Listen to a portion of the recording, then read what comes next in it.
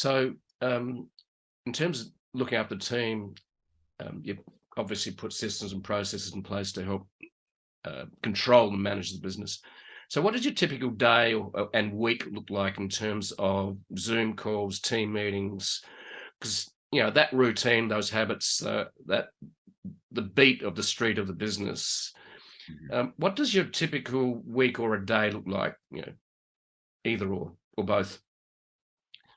Yeah, I can go first. Sure. So I have recurring calls with our team members, and on those calls, we discuss strategy. So pretty much my mornings are blocked off individually with the team to have that training time and the execution time. So that's pretty much the first half of my day. The last half is typically engaging in Slack and helping to support where it's needed, but also thinking big picture on like how we're connecting and how we're actually growing and systemizing on the marketing side of things.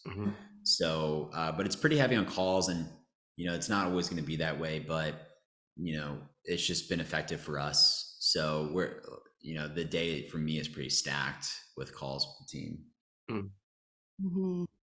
Yeah, I jump on some of the team calls, but I leave a bit more space in my day because I have a lot more epiphanies. We've got to change this, restructure this, go into this platform, and in order to do that, I need more space than he has. So I think that's one thing that's awesome about having, couple co-founders or just more than one person with a different, style of thinking and responsibility. So he would never be able to have those epiphanies as much because he's so busy and stacked up.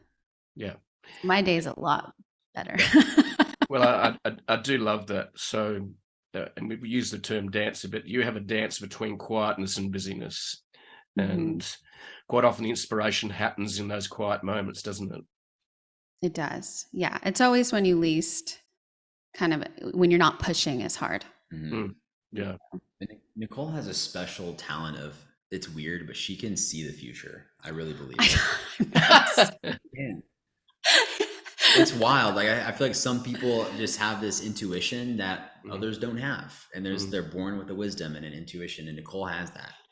And I usually bring stuff up like a year before, and I'm like, we have to do this. This is going to happen. And Zack and our other business partners like, oh, nah, and I have to work on them for a whole year.